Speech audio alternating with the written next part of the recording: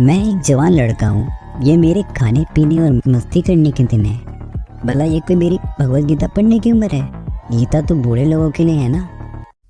यह गीता भागवत तो साधु संतों के लिए है। हम ठहरे घर परिवार वाले गृहस्थान में, हमें क्या जरूरत है गीता पढ़ने की। देखिए, बच्चे देश का भविष्य है।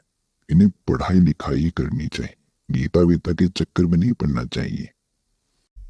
मित्रों, हमारे हिंदू समाज में जब भी किसी को श्रीमद् भगवद गीता पढ़ने की सलाह दी जाती है ना, तो यही सब जवाब सुनने को मिलते हैं। यदि आप या आपका कोई मित्र भी ऐसी ही सोच रखते हैं तो आज की हमारी कहानी, जो अमेरिका में घटी एक सच्ची कहानी है, आपको अपने विचार बदलने के लिए ज़रूर मजबूर कर देगी। तो कहानी को सुनने के लिए वीडियो को अंत तक देखिए और वीडियो को लाइक अवश्य कीजिएगा।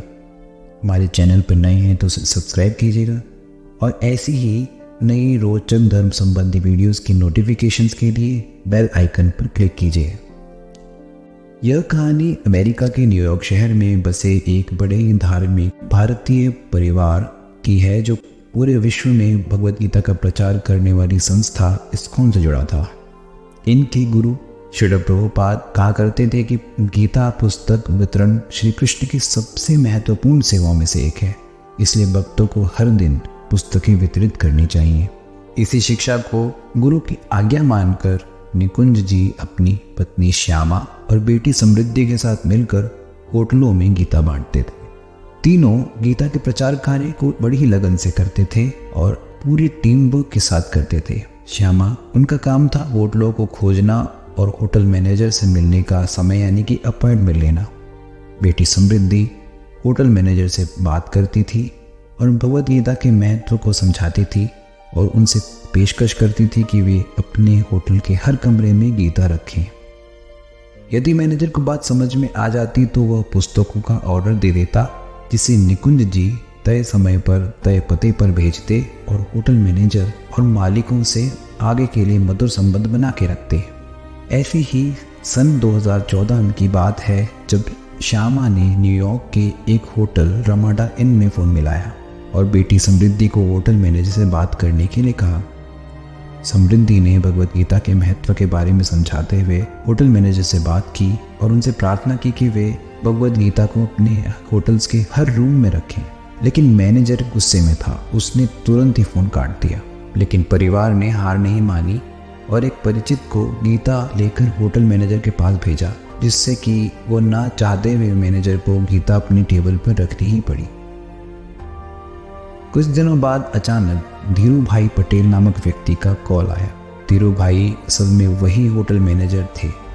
आश्चर्य की बात तो ये थी कि धीरू भाई न केवल कई सारी भगवद गीता लेने के इच्छुक थे, बल्कि चाहते थे कि निकुंज जी अपने परिवार सहित होटल में आए, क्योंकि वो उनसे कुछ बात करना चाहते। निकुंज भाई ने तुरंत होटल में कितने कमरे हैं ये बात पूछी और तकरीबन 250 गीता लेकर वे तुरंत होटल की ओर चल पड़े। होटल पहुंचने पर मैनेजर ने उनका खूब स्वागत किया और अपने ऑफिस में ले जाकर बात करने लगा। मैनेजर धीरू भाई ने बताया कि चूंकि वो जानते थे कि गीता एक पवित्र आध्यात्मिक किताब है, इसलिए उन्होंने गीता को अपने फ्रंट डेस्क पर रखा हुआ था। एक दिन होटल में एक बड़ा ही व्याकुल और परेशान सा दिखने वाला व्यक्ति आया। उसने रूम बुक किया और बड़े ही गुस्से में कमरे की ओर भागते हुए डेस्क पर पड़ी वही गीता मैगजीन समझकर उठा ले गया। उसने कमरे में डू नॉट डिस्टर्ब का साइन लगाया और जोर से दरवाज़ा बंद कर दिया। यह देखकर होटल का स्टाफ रात भर चिंतित रहा। रात गुजरी और सुबह होते ही वह व्यक्ति फ्रंट डेस्क पर आया। उसके हाथ में वही गीता थी जिसे वो मैगजीन समझ कर ले गया था। उसने बड़ी ही उत्सुकतापूर्वक पूछा कि क्या मुझे इसकी एक कॉपी मिल सकती है। उसने और भी कई प्रश्न पूछे, जैसे कि ये कौन सी किताब है, किसने लिखी है। धीरूभाई से इस बात को सुनकर निकुंज ने पूछा कि भला वह व्यक्ति गीता के बारे में इतना कुछ क्यों जानना चाहता था। तब धीरूभाई ने उसे उस रात क्या क्या हुआ वह पूरी बात बताई। असल में वह व्यक्ति उस रात होटल रमाडा इन में आत्महत्या करने के उद्देश्य से आया था। उसने अपने रूम में खुदकुशी के लिए कुर्सी, पंखा, रस्सी जैसी सब चीज़ें इकट्ठी भी कर ली थी। वह अपनी ज़िंदगी से हार मान चुका था, उसे ख़त्म करना चाहता था। लेकिन इससे पहले कि वो कुछ कर पाता, उसने देखा कि भगवत गीता बेड पर पड़ी है। उसने उसे पढ़ना शुरू किया और फिर पढ़ता ही गया और पढ़ते पढ़ते कब उसकी आग लग गई उसे पता ही नहीं चला। जब तक उसकी नींद टूटी, उसका इरादा अब बदल चुका था। उसने मैनेजर से उस किताब की बड़ी तारीफ की। जो जो बातें उसे अच्छी लगी उसने वो सब बातें बताई। उसे अच्छा लगा कि गीता कैसे कितनी ही तरीके से हर बात को वर्णन करती है। कैसे गीता कहने वाला व्यक्ति यानी कि भगवान श्री कृष्ण अपने उस शिष्य को जो एक कश्मकश में फंसा हुआ है कि वो क्या करे क्या ना करे, कैसे श्री कृष्ण उसे सही रास्ता दिखाते हैं और अंत में कैसे वह उनके कहने पर सही रास्ता भी चलता है। उस व्यक्ति ने भी भगवत गीता से यह सीखा कि अतीत को भूलकर जीवन में कैसे आगे बढ़ना चाहिए।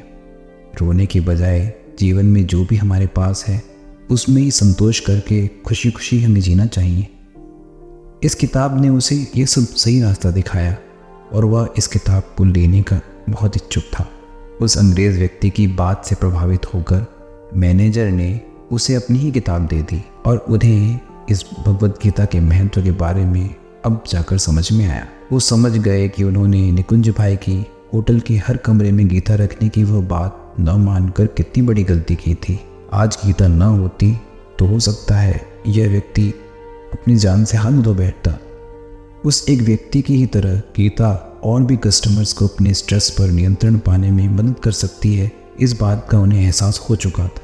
ये सब जानने के बाद धीरू भाई ने निकुंज भाई को तुरंत फ़ोन मिलाया। उन्होंने निश्चय कर लिया था कि अब मैं अपने होटल के हर रूम में गीता अवश्य रखूँगा। निकुंज भाई ने जब ये सब बात सुनी तो उन्होंने अपने साथ लाई हुई सारी 250 गीता धीरू भाई को दे दी। मन ही मन वो मुरलीधर को उनकी इस अनोखी लीला के लिए धन्यवाद दे रहे थे। फिर वे खुशी खुशी परिवार सहित घर लौट आए। मित्रों, आपको ये कहानी कैसी लगी?